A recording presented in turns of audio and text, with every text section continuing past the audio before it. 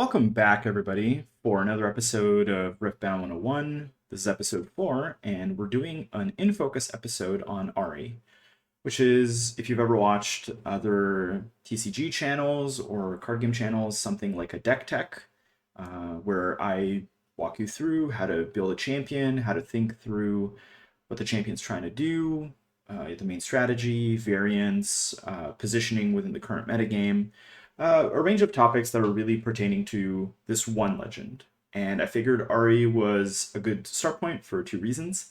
The first comment I got on the first video about covering a hero was for Ahri, and Ahri has been a hero that I've been seeing a lot at local Nexus nights, and that has been just generally popular as well in terms of how card prices have been fluctuating given its tournament performance. And there are also discussions that Ahri might be very well positioned in the competitive meta that's shaping up in North America. But we won't really know anything about that until the Houston tournament in early December. So the plan for today is to sort of split this discussion into five aspects. So core concepts of how Ahri works and what you're trying to do. Some of the key pieces that I think last video I talked about more as like staples, but here are really going to be pertaining to this deck. And the two variants of Ahri that are really at home in the same deck in a way, which you can focus on one or the other. And then lastly, I'm going to show you a budget version that I've mocked up, which is sort of a downgraded version of some of the tournament decks, followed by luxury upgrades and the discussion of like what the price range looks like for an Ahri deck. So Ahri's a calm mind legend, so you get access to a ton of the green sort of protective cards and the blue disruptive cards, and that should tell you sort of what the colors are trying to do. But within that, Ahri wants to defend battlefields where you're going to be attacked with small waves of multiple units. Notably, Ahri doesn't deal all that well with one cost units because they are not really debuffed by her ability. And likewise, it doesn't get that much value off of 8 or plus might units where that -1 doesn't do much. But she has some very good matchups that you can sort of play for. And a key indication of sort of the game plan that most Ahri players are going for is something that you can see when you look at the energy curve of the main deck. So the highest preponderance of cards is really between 1 and 3 energy, and there's a couple of finishers in the 7, 8, 10 range. So what this means, because Ahri is a defensive champion, you're probably going to sit on points and try to get there above ahead of your opponents, and then really just defend and stick your units there with spells and try to trade favorably into your opponent. The way you can see this really is also the fact that there are 8 turn 1 playable units, so units with 2 energy cost. And if you're playing second, so if you're on 3 energy, or if somebody's playing Obelisk as a battlefield, which channels an additional rune, you will be at 3, and that opens up 12 first turn plays for you. And there are 20 pieces of protection and or interaction. So this includes things like plus might buffs, counter abilities, and hard removal. Now, what this entails and how Ahri's ability works is that you really want to be first. Almost more than any other deck, you want to get to the battlefield first because you need to stick to it as much as possible, as opposed to decks that like conquering more. So Ahri has generally a strong preference for going first, although it's not like a wash if you can't do that. And then the other thing that you want to keep in mind with this kind of deck is that there aren't really any 4 or 5 energy units or spells.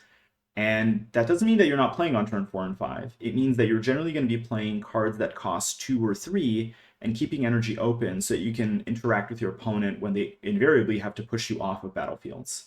From experience, I've played, I think, 4 Ahri matchups in the last week at Nexus Nights. It's kind of a nightmare matchup for decks that like being proactive. Always when you record that there's delivering a package. Anyways, we were on key pieces. So the Ahri decks that I've seen really tend to break down into three kind of components. So you have cheap units and cheap spells, which I've been mentioning, and I'll show you what those look like. And then you have really big tempo swings for the end of the game, and especially when you might start running out of cards, although Ahri is incredibly resilient to just running out of gas if you're playing on good tempo and utilizing all the card draw abilities. So for the units, you're really looking at multiple copies of Stalwart Poro, Ravenbloom Student, and Clockwork Keeper. These are sort of your 8 2-drops. So you're playing 3 of Poro, 3 of Ravenbloom, and 2 of Clockwork Keeper in the deck list that I've been looking at to sort of put together this video, which include the Shanghai National top placing Ahri and one of the more recent city events that happened in China as well. There are starting to be some like variant deck lists for NA, but I'm wary of recommending those due to like lower player count tournaments. And then your 3-drop is Lecturing Yordle, which kind of does exactly what the deck wants, provides a little bit of power to sit on a point, and will also draw you cards. So in general, what you like are cards that have stapled in card draw and will sit on points or will protect your units that do so.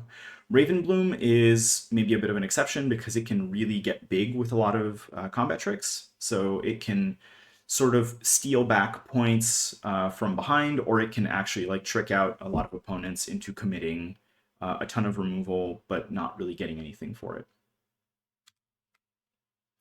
And then the spells, no surprise here. I talked about them in previous videos. So 3 of Defy, 3 of Stupefy, 3 of On Guard, 3 of Charm. These are your ultimate sort of 1 energy cost tricks. And Charm is really useful for moving units that are trying to stay back in base or aren't ready to engage you yet at opportune moments into yours, so you can kill them very quickly.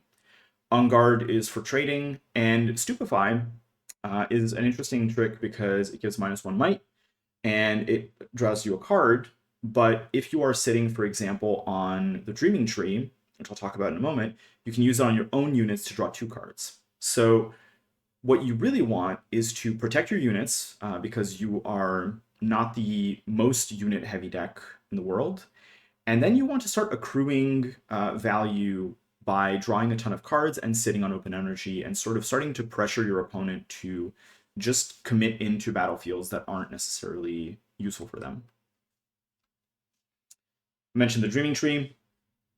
It's a great battlefield in most green decks, but overall, Ahri is probably the most notable user of Dreaming Tree. I think I would play it in almost every green deck because you play so many cheap tricks like On Guard and Discipline. But in this case, you also can use Stupefy, like I mentioned. So this is, I think, the one sort of mandatory battlefield. I would be careful playing this into a green mirror. So an Ahri mirror might create some issues, as well as a Yasuo mirror or a Yasuo matchup. Although Yasuo has other problems into Ahri, so I'm not like that bothered by it. And then one of the main recommendations often is Grow Up with the God Willow, which gives you 1 card draw if you hold, which you're already trying to do. And then depending on what your preferences are, Trifarian and War Camp for additional might. This is like not a good choice into Victor, for example. Start to Peak allows you to channel more runes on holding, which is great. And Zon Warrens you like a little bit less than other decks because you really want to hold, but it's still card draw. So overall, you're really favoring battlefields that will continue to draw you into cheap cards, which you will expend to draw more cards, and so on and so forth.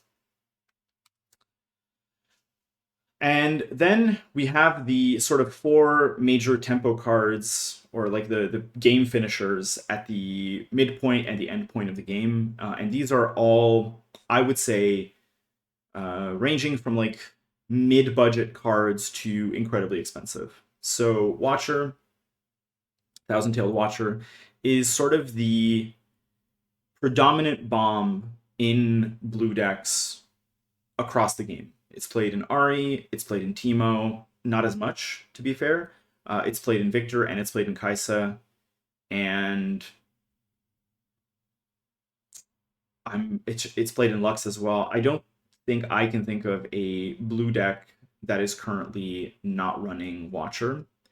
So the thing to consider with this, it's a 7 might, 7 energy unit, but if you're paying 8 and you recycle it, you can accelerate it. And it's not really a 7 might unit because in reality, the -3, even on an even trade, will make it a 10 might unit. And in fact, it will blow out multiple token strategies. So Watcher is sort of the predominant answer to on the board conquer decks like Darius, and there aren't really any replacements for it, which makes it a very expensive pick. And I'll talk about what you can do to sort of mitigate that, but it doesn't really have a substitute, unfortunately. Similar issue for Tasty Fey Folk. 7 energy, 6 might. You can accelerate it for 8. Another really good reactive unit, so you can play these 2 from behind.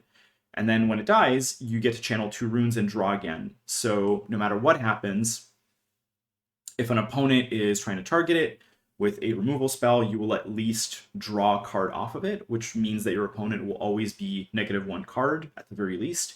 And if they're forced into some very awkward positions of committing 2 pieces of removal, or even playing cards like Hidden Blade on it, you can end up either making your opponent expend a lot of resources or drawing way more cards than your opponent is expending, which makes Fey Folk, I think, one of the better sort of mid-budget cards to pick up for this deck. I think it's around like $10 Canadian right now, and I would certainly get a pair of these to have on hand for almost every green deck that's not hyper aggressive, or playing Aurora, where the units that you want are a bit bigger. But even there, there are decks that play it. Time Warp. So this card is exceptionally expensive. I think it's the second most expensive card in the game currently, or maybe third, behind Deadbloom Predator.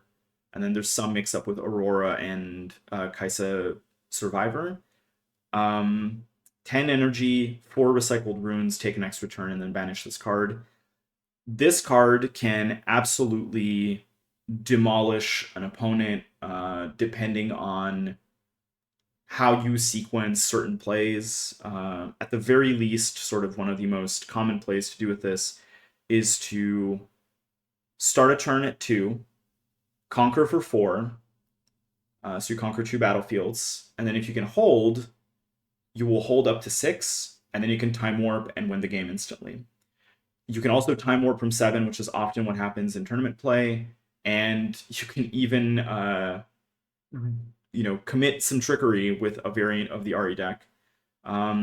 Most shells seem to run 1 time warp. The reason why you only run 1, even though this card is extremely good, is you generally don't want to double draw it because you can't really double cast it unless you're playing Lux in back-to-back turns because of the rune burn, and you generally will have less conducive hands to actually playing Time Warp when you double draw it. Also, because Ahri plays so many small card draw spells, you will generally find it when you want to, and I don't think you need much more than that. There are certain sideboards which run an additional copy, and that's for a very specific matchup that I'll talk about.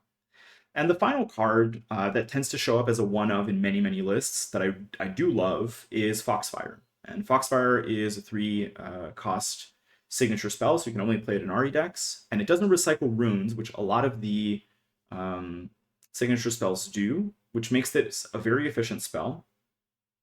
You can hide it, and you can play it on an action during a showdown. You can't really react with it as easily, but you can play it reasonably well.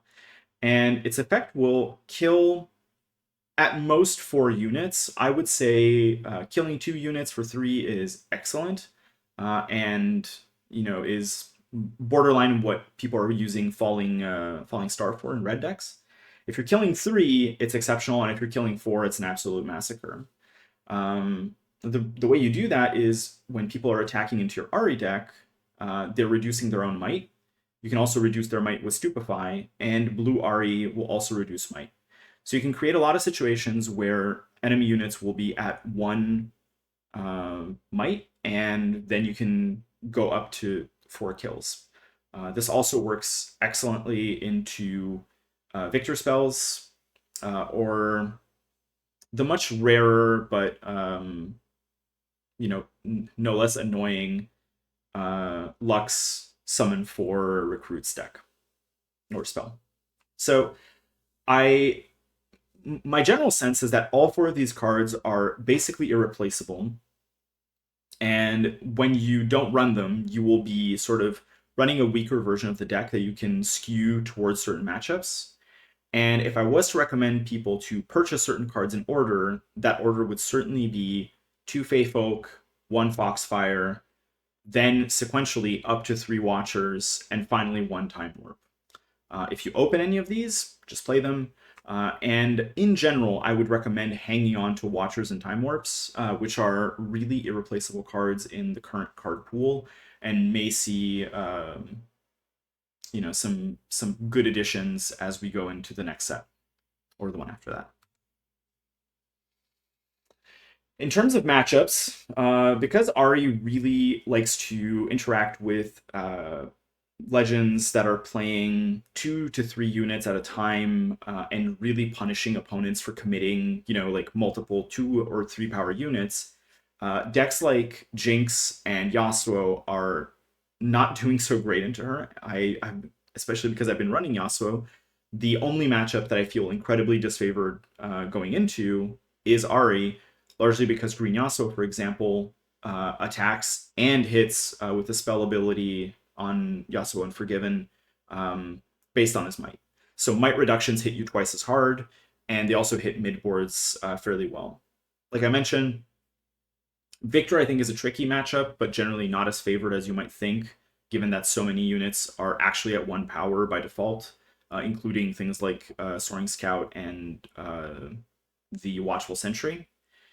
And then the deck that Ahri tends to struggle into the most so far has been Kaisa, because a lot of the interaction happens out of combat to things like Falling Star, and the opponent will use a lot of removal to get your units off base. So you have to sort of play the matchup in a much more defensive way than you would with others. Okay. Now, there are 2 variants of Ahri, and like every champion, however, unlike most champions, Ahri actually likes both of her champion cards. I think the standard strategy currently is to play Blue Ahri, which is a somewhat expensive card at 20 to 25 Canadian dollars, but you really only need 1.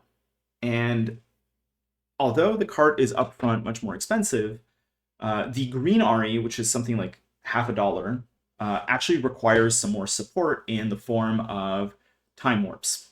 And so you'll tend to play Blue Ahri, I think, most of the time in the champion zone, and then you're going to side in Green Ahri in the champion zone when you're playing against heavy control decks or decks that are very greedy, like Aurora, where you can hold and score quite quickly. I also like it more for the mirror matchup, where the general wisdom when you're playing mirrors is that you want to go slightly slower than your opponent so that you outscale them a bit more. So, for example, Green Ahri can sort of force the other Ahri player to attack more by virtue of getting more from holding. And so it creates some like funky matchup situations. And the aforementioned sort of Green Ahri trick is that you can really pop off by effectively conquering holding with Green Ahri and then playing Time Warp. It's really tricky because this is actually like a very high commitment play that I wouldn't do, for example, against an opposing green deck, largely because somebody using Mystic Reversal on Time Warp can actually just lose you the game straight up by giving your opponent 2 turns and burning 4 of your runes. But the general idea is to side in Green Ahri, which is not in your main deck, which you do against slower ramp decks. And so, for example, you're going to play Green Ahri with about 1 piece of protection in hand. And the following turn, or even on the opponent's turn, if you can charm her into Actually, you can't charm her into, but purple moves into enemy battlefields off turn. So you'll have to attack on your second turn after playing her, conquer for 1 point, and then you have to hold. And then when you hold, even with one battlefield, you'll actually hold for 2 points. So at that point, you go from originally you were at 3 points, then you go up to 4, and then you hold up to 6, and you time warp up to 8. Now, if you're holding both battlefields while doing this, it means that the opponent is grossly undercommitted to the board, and you could theoretically have already held up to 2 points, and then you could ostensibly do like a 2 to 8 victory point burst quite quickly, although I think that's highly unlikely. And it's very hard to protect time warp from defies. So if you are playing this, actually defy from wind walls or mystic reversals, and you actually can't defy wind wall because it costs more than, I'm pretty sure it actually recycles 2 runes, and mystic reversal definitely costs more. So time warp into an open green energy pool is like a very risky play. Otherwise, I think it's a reasonably safe play. So keep that in mind. Now, I put together the following budget version, which is really intended as an entry point. And I really want to caveat this. There are tournament decks and deck techs, and you're going to watch sort of like weekly Nexus Night videos and online Rift tournaments where people will play high power or high torque versions of this deck. And I don't want you to feel committed to having to purchase, like $300 worth of cards to test out the concept. For the most part, even when you don't draw time warp, Ahri does tend to play most of the same way for the first 3 or 4 turns of the game. And so you can get a good sense of what that looks like and then sort of start building incrementally if you love that playstyle. So this list is sort of the downgraded version I mentioned from the Shanghai list. And there are a couple of changes. I'm going to talk about them really quickly. So I think basically like the first line of cards is kind of stock from most tournament decks. So 1 blue Ahri, 3 defy, 2 stupefy, 3 on guard, 1 retreat, and 3 charm is sort of like the stock suite of Ahri spells. And then it starts to get a little bit more spicy. Because we're not running Tasty Fey Folks, because we're not running Thousand-Tailed Watchers, you get to run some other units that I tend to like.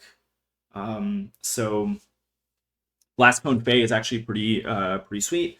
And because you're holding, you can often hide it. You're not playing a ton of hidden spells, so you can definitely like keep it there. And it will function like an additional combat trick while also giving you an additional 2 might. And you can also use it on like opposing battlefields. So I really love Blast Cone Fey, and I would recommend trying it out until you get some more expensive cards. Stalwart Poro and Raven Bloom are stock. They are your sort of bread and butter, cheap defensive and offensive units. In the case of Raven Bloom, Discipline, kind of played in every green deck. Efficient buff, or efficient plus might because it's not a buff, and card draw. 2 Clockwork Keeper, a cheap body that draws you cards. Lecturing Yordle, a somewhat less cheap but still good body that will draw you a card.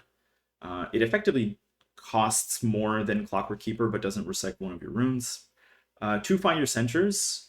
This you can effectively play when you have spare resources, and it works really well with the following card. So I think one of these sort of cheaper versions of this deck really loves Sona. And this is sort of like an up-and-coming inclusion in Leona decks as well, because one of your really cool plays that you can do is you can play a 2-cost unit on turn 1, run it into a battlefield, and then play Sona for 4 if you conquer that battlefield. And at the end of the turn, Sona will untap or unexhaust 4 of your runes, which will let you sit on some pretty aggressive, spell protection while also pushing very quickly to conquer and hold. That also generally makes for about 6 might a bit more if you're using like Raven Bloom and then you're sitting on spells. But 6 might on turn 2, behind ostensibly like 3 or 4 spells, is really, really scary. So I really like this card as a sort of cheaper budget option to some of the better top end that you're going to see in the more expensive version. Sprite Mothers, one of the best blue units in the game. 4 energy and 1 mind power for effectively 6 might and a readied sprite that you can then drop a sort of additional play on or hide and then um, play Blast Cone Fey on the opponent turn and really sort of force some aggressive plays once again. These are slightly more expensive. I think they're about $6 to $7, and they're really hard to find because they're also run in a ton of blue decks. So keep that in mind. And then a super cheap inclusion that got my ass handed to me at a Nexus night recently is Blitzcrank. And Blitzcrank is effectively a unit with a stapled spell in him, in that you'll play him on turn 5 and you can pull a unit that is really not suited for combat into his location. So you kind of want to play him where you're already holding. This version is sort of like the 1 turn later version of the Conquer with Stalwart and then drop Blitzcrank to pull a unit. And then if you hold, you can return it to your hand and keep sort of breaking up the opponent's unit buildup quite easily. 5 power is also a sort of like a really good breakpoint. It's above Voidseeker and under Falling Star. So you kind of love it for the blue matchup. Alternatively, you could play Riptide Rex, but I really favor a more aggressive version of this build if you're sort of the budget version of the deck, where you can't play as well for the controlling win condition. And then 1 copy of Singularity, one of the rare spells that can hit off of battlefield, and you can hit 2 units. Yes, it is off battlefield. I was just like zooming in by moving my head towards the camera. And then your sideboard. Your sideboard is going to serve a couple functions. So obviously, I mentioned Green Ahri before. That really is for the controlling matchup. And for that same reason, I would swap out Blitzcrank with Megamech. Now, Megamech is a really poor substitute for both the Fox and the Feyfolk. Again, Riptide is quite fine here. This is really for when you want an incredibly high like might. And again, this is out of Falling Star range. It's I don't think you can double target it with Singularity, and so it really is a bit harder to kill, and that's really its purpose. I would not play this against, for example, a Victor or a Darius deck, and even against like a Tempo Yi deck, but it's there to fulfill that purpose. Windwall, therefore, blue decks and the Mirror, this is really there to cancel high impact spells like Time Warp and Icathian Rain. And then the Watchers are for the Watchful Sentries are for the aggro matchups. So in that case, you can probably, for example, cut 1 Find Your Center and the Singularity, and I think I would cut maybe like a Defy, and I would play the Watchers just to have fodder to hold and trade, and it will draw you more cards. And then Rune Prison is sort of a more specific tech card that you want against Aurora decks, or just like big orange or big green decks. Your battlefields are pretty stock for my taste. Dreaming Tree we talked about. Grove of the God Willow draws you a card when you hold. I think really good in general for Ahri. And then I went with Star Tip to Peak. I like the extra rune in this deck. I especially like having more energy to play with in a deck that is this spell hungry. Other people are playing Trifarian War Camp to make your units bigger. It's really up to you. Experiment and see what you feel like. I've been seeing a lot of Victor on my nights, and so I really don't want to play Trifarian War Camp into Victor, which is really the version of this. Now, this deck is sort of an entry point. And what I would recommend for you is to play it and really assess how you feel about Ahri as a champion, about this deck's tempo, about your playstyle, about how you like the colors, and whether or not you're interested in other decks. And then to start adjusting and getting the pieces that you think are the most important. I mentioned a general order, but it really is up to you, and it's going to depend on what you open. And the path really that I would recommend right now, there seems to be sort of a consensus on this Shanghai National Top RE list, which was also the like basically run back at a city event also in China where I think the person placed first out of 119. So this version of the deck effectively cuts some of it cuts the Sona and the Blitzcrank package and really just jams the hyper strong cards that I mentioned as the big tempo pieces. So one Foxfire, one Time Warp, three Watchers, and two Faith Folk. And it moves the Sprite Mothers to the sideboard. It keeps the Megamechs in the sideboard for the same reason, as well as the Ahri and the Rune Prison. But it has one additional copy of Time Warp, and one copy of Unchecked Power, which deals 12 damage to all units at battlefields, which I think is really for the Darius and Victor matchups, maybe Lux somewhat, and more rarely for the Aurora matchups, kind of like Volley or MF in particular. And it runs the Trifarian War Camp, which, again, I'm in my meta, I'm not really happy about, but it's up to you. Now, the reason why I offer the budget is because removing those copies of expensive cards drastically reduces the cost of investing in this deck.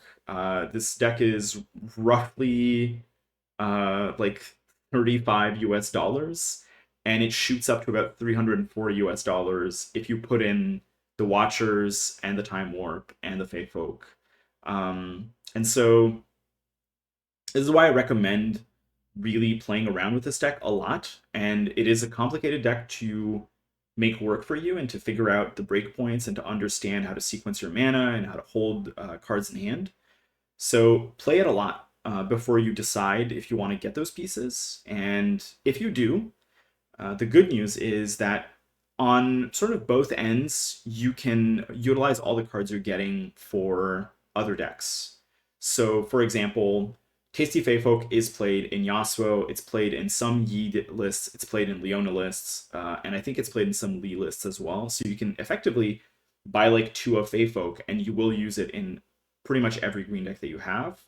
The mine cards, even more so. So Time Warp is run in Teemo and Lux and Kaisa. It's not really run in Victor all that much. Watcher is run in all of these in pairs or triples almost all of the time. And then Unchecked Power, I think, is really only run in Lux and Ahri, but I might be wrong about Teemo. And so you could get a lot of blue cards and sort of start building like 1.5 decks where you have this Ahri deck, and then when you're tired of it and you want to run something else, you can swap over to Teemo or Lux without having to invest more money into your second deck right away. And then if you want the alternate art Blue Ahri and the alternate art champion, the overnumber Ahri, you're probably going up like another $150. And I originally had a graph that showed the signature version of this, which effectively makes everything else look tiny because signature Ahri is like $1,300. And I would leave those upgrades, like the aesthetic upgrades and the full art runes, for like the later part of this process after you have all the game pieces. And I think that's really it for Ahri. The last thing that I maybe want to mention is that you are paying sort of a popularity tax when you're playing this deck outside of the budget version. Partially, a lot of the aesthetic cards, like the overnumbers, are going up in price more than the Kaisa ones are, because Ahri is an incredibly popular character. That's been the case for many, many years throughout League's history and Runeterra's history. So I'm not very surprised. And then you're paying sort of like the competitive tax because cards like Watcher are effectively sort of high cost staples with no real replacement effects. So you're kind of getting hammered on both ends, unfortunately, with this deck. But I think you can build the budget version and have reasonable success at your Nexus Nights and really learn how to play the deck beforehand. And that's really it for Ahri. Now, this is the first of an In Focus series, and the next In Focus episode is going to be on Leona. Again, I'm just going, like on a first come, first serve basis. And these In Focus episodes, for now at least, will be airing every Wednesday, and every Monday will be dedicated to more general topics. So you can expect Leona to be the next one that I cover. And for next Monday, what we're going to be talking about is mana advantage and sort of outplaying or outtrading your opponents, which is really like granular gameplay stuff where you can get better with a range of decks.